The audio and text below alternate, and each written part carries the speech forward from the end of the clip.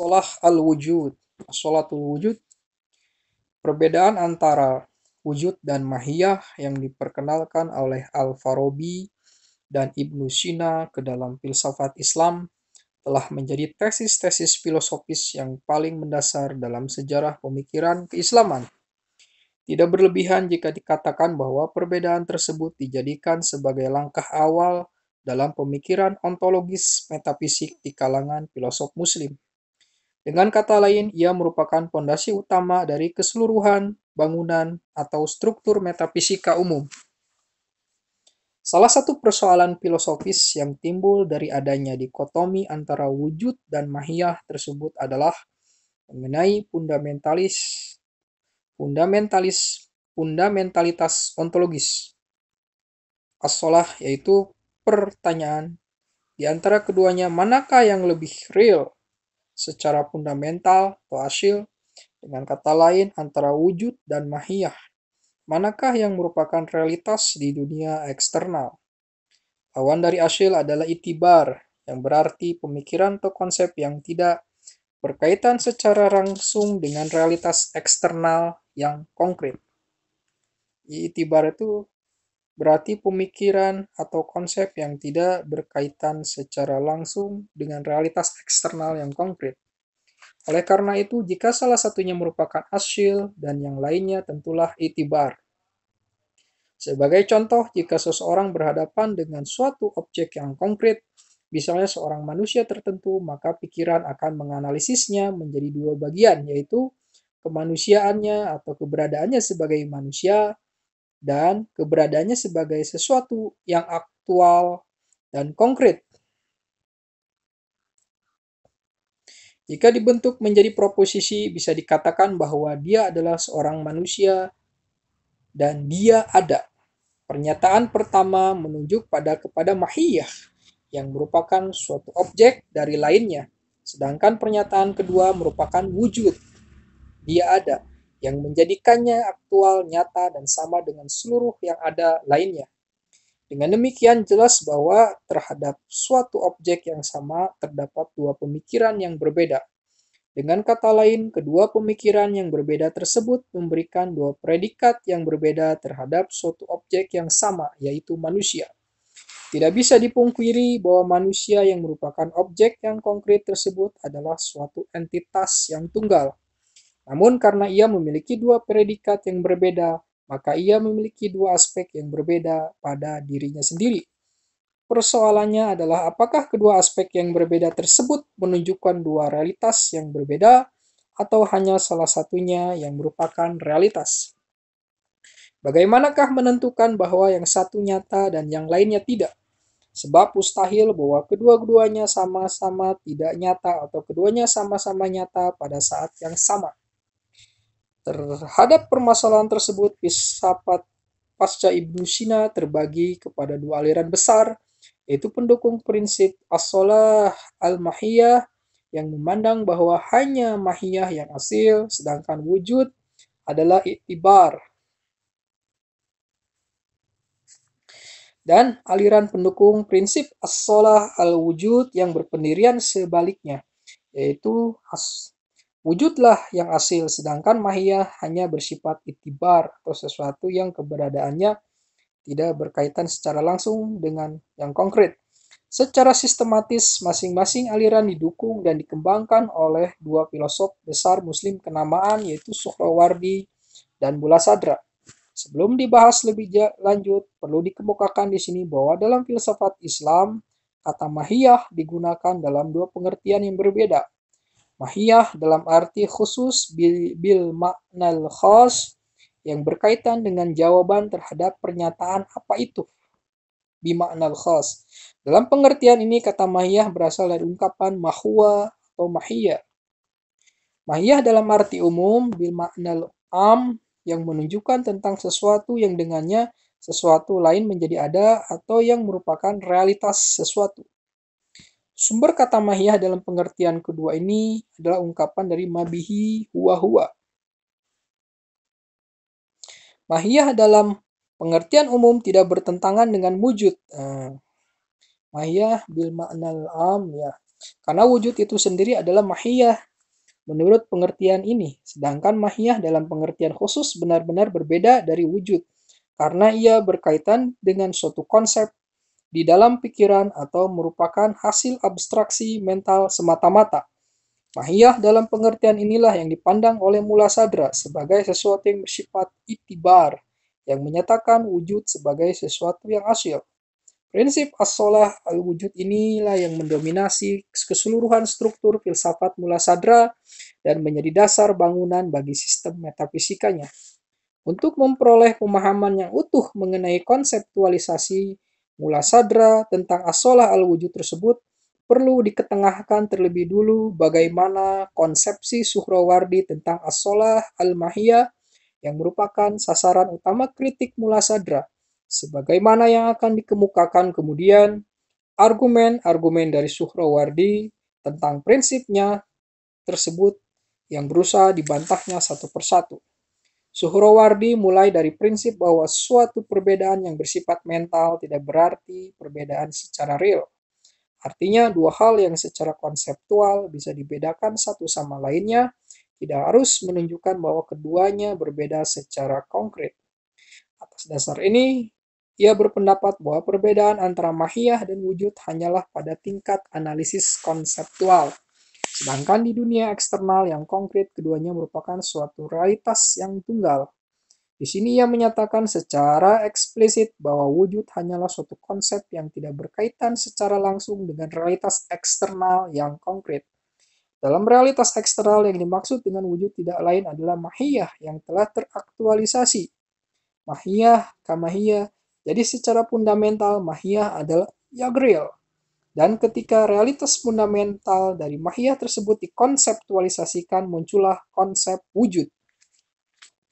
Menurut Suhrawardi, tidak boleh menyatakan bahwa wujud di dunia eksternal merupakan sesuatu yang berbeda dari mahiyah, dikarenakan pemahaman bisa mengetahui bahwa mahiyah memang berbeda dari wujud. Sebab hal yang sama juga bisa terjadi terhadap mahiyah. Orang bisa membayangkan antara wujud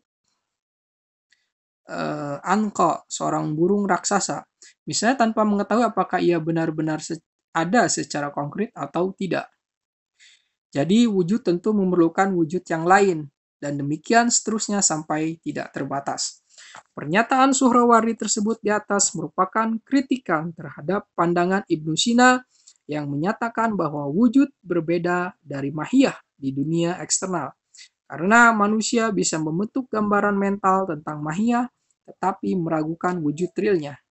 Misalnya, orang bisa memahami arti segitiga tetapi meragukan apakah ia ada secara eksternal atau tidak. Menurut Suhrawardi, kemampuan untuk meragukan wujud real dari suatu pemahaman yang memiliki wujud di dalam pikiran mengakibatkan timbulnya dua macam wujud, yaitu wujud yang benar-benar ada secara eksternal dan wujud yang ada di dalam pikiran. Padahal, agar wujud yang pertama itu menjadi ada, ia memerlukan adanya wujud yang kedua. Demikian pula sebaliknya, untuk mengadakan wujud yang kedua itu diperlukan adanya wujud yang pertama. Proses ini akan terjadi terus-menerus secara tidak terbatas. Hal ini tentu memerlukan sesuatu yang mustahil, dan kemustahilan tersebut diakibatkan oleh asumsi bahwa wujud merupakan sesuatu yang real.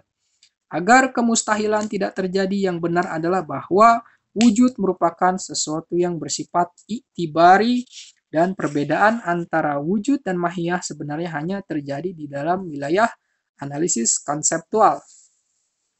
Mengenai pernyataan para filosof peripatetik bahwa wujud merupakan sesuatu yang bersifat primer dan paling terbukti daripada segala sesuatu yang lain sehingga ia tidak perlu dijelaskan oleh sesuatu yang lain selain dirinya sendiri, Suhrawardi menganggap penegasan tersebut hanyalah sekedar untuk mengelak dari kesulitan. Sebenarnya ada makna yang jelas dan makna-makna yang bisa ditangkap dari penggunaan kata wujud. Makna-makna tersebut bahkan mengindikasikan bahwa ia bersifat itibar, sebagaimana bisa dilihat pada penjelasan berikut ini.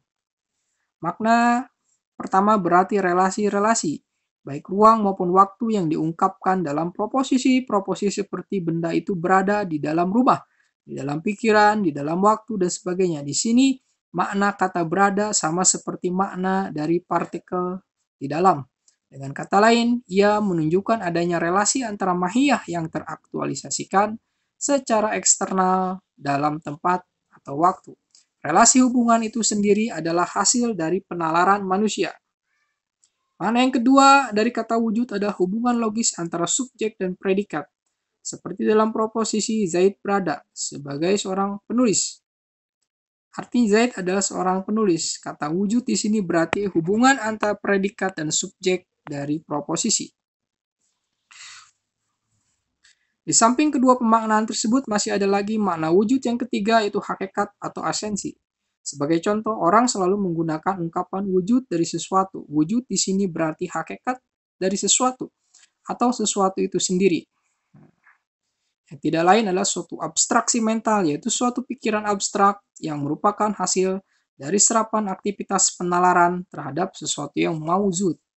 Dengan demikian, ketiga makna wujud tersebut tidak lain adalah itibarat akliyah atau itibar akliyah, aspek-aspek yang bersifat rasional yang berhubungan dengan mahiyah pada tingkat konseptualisasi semata-mata. Mahiyah tersebut merupakan sesuatu yang real, yang teraktualisasi dalam dunia eksternal, sedangkan wujud menunjukkan aspek-aspek yang hanya muncul dalam pikiran, yang ditafsirkan sebagai struktur objektif dari sesuatu di dalam dunia konkret. Dalam pandangan Suhrawardi, persoalan bentuk-bentuk rasional merupakan persoalan yang rumit sehingga banyak menimbulkan kebingungan.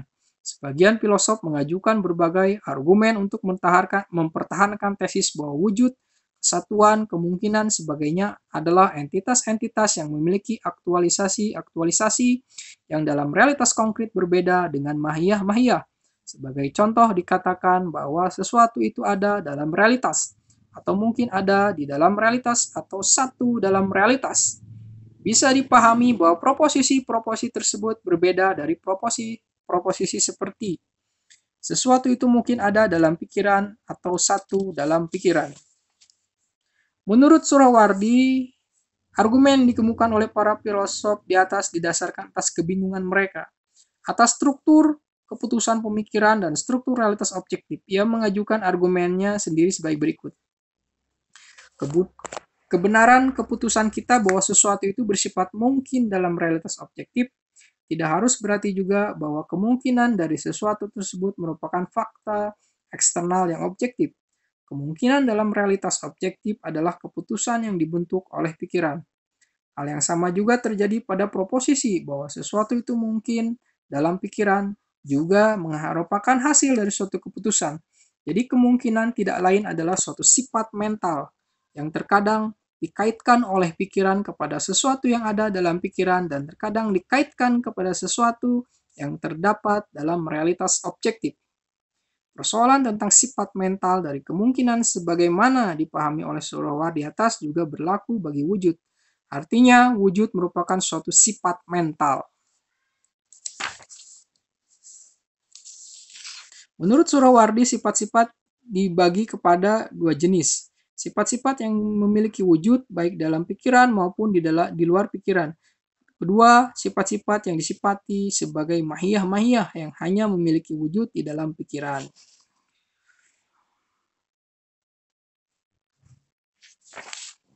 Seperti disinggung sebelumnya, Mullah Sadra dikenal sebagai filosof yang memperjuangkan prinsip as-sholah al-wujud. Dengan prinsip ini, ia dianggap telah melakukan suatu revolusi yang fundamental di dalam metafisika Islam.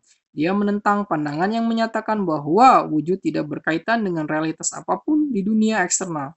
Dan sebaliknya, menegaskan bahwa tidak ada yang real kecuali wujud.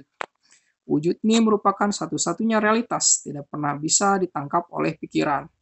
Karena mahiyah hanya muncul pada pikiran, maka mereka hanya merupakan fenomena mental belaka dan hanya bisa diketahui seutuhnya oleh pikiran. Sebaliknya, wujud adalah bersifat partikular dan unik. Oleh karena itu, wujud tidak bisa dipahami oleh pikiran secara konseptual. Ketika ia yang merupakan realitas objektif dipahami sebagai konsep mental dan abstrak, tentulah ia telah dipalsukan. Itulah sebabnya mengapa Suhrawardi menganggap wujud sebagai suatu pikiran abstrak yang memandangnya sebagai suatu konsep yang kosong atau suatu pemahaman yang sekunder. Akan tetapi, kekeliruan terbesar terletak pada pikiran bahwa realitas wujud merupakan konsep yang abstrak itu.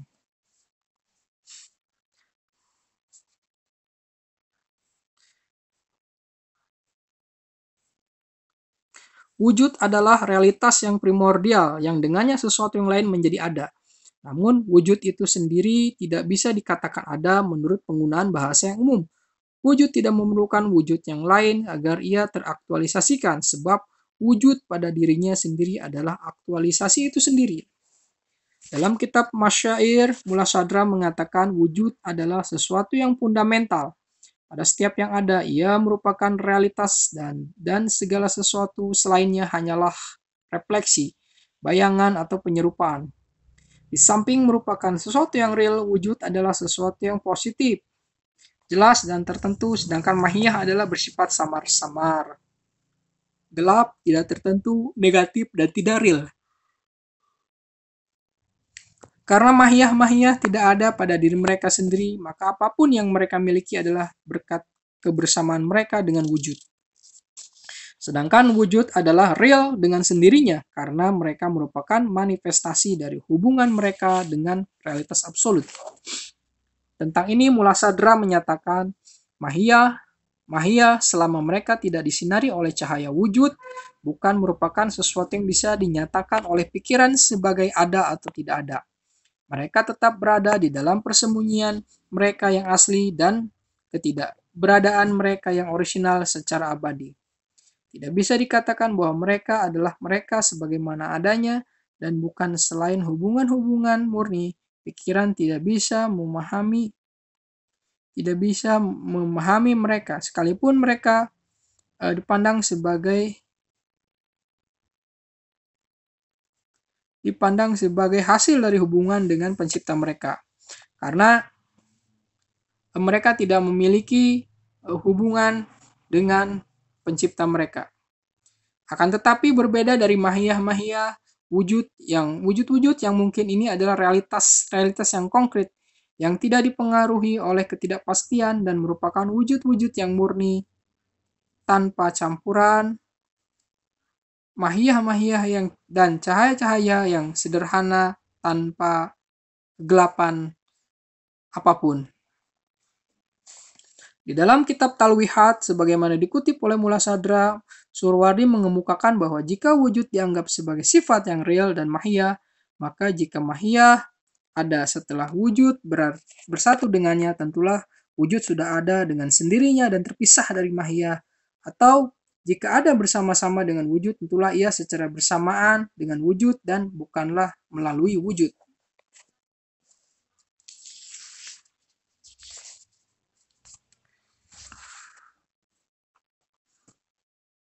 Mullah Sadra tidak mengalami kesulitan untuk membantah argumentasi Suhrawardi. Menurutnya, mahiyah pada dirinya sendiri bukanlah merupakan sesuatu yang positif. Dalam realitas eksternal, mahiyah sama sekali tidak ada. Dan yang ada hanyalah satu bentuk dari wujud. Ketika bentuk wujud ini dihadirkan pada pikiran, pikiranlah yang mengabstraksikan sebagai mahiyah. Sedangkan wujud terlepas darinya dianggap mahiyah sebagai realitas dan wujud berlepas darinya. Wujud merupakan satu-satunya realitas, sedangkan mahiyah muncul darinya sebagai sesuatu yang sekunder bagi pikiran. Oleh karena itu, ketika pikiran membedakan mana yang wujud dan mahiyah, dan menyatakan bahwa mahiyah yang real, tentu ia telah memalsukan realitas yang sesungguhnya. Dengan demikian pula kegelisahan Suhrawardi bahwa wujud tidak bisa berhubungan dengan mahiyah yang tidak ada dan tidak pula dengan mahiyah yang terlepas dari keberadaan ketiadaannya.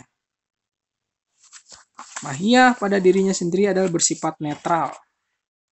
Menurut Mullah Sadra menyatakan bahwa argumen menganggap wujud terpisah dari mahiyah dan tidak berlaku bagi etesis sendiri, bahwa wujud merupakan satu-satunya realitas. Realitas wujud ini tidak bisa dipahami oleh pikiran, melainkan disaksikan secara langsung dan intuisi. Sebagai sesuatu yang fundamental, wujud adalah suatu realitas yang objektif dan sumber dari seluruh daya dan tindakan. Mahiyah adalah suatu aksiden dari wujud.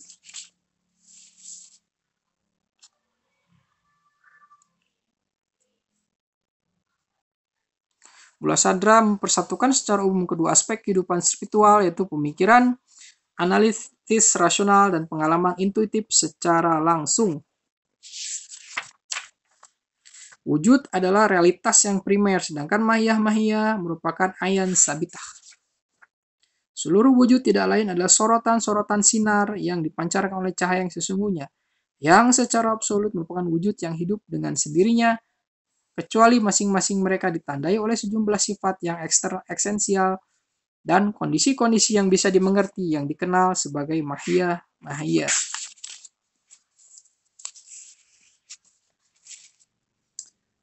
Demikian pembahasan mengenai wujud. Kita akan bahas lagi di tema yang selanjutnya. Terima kasih.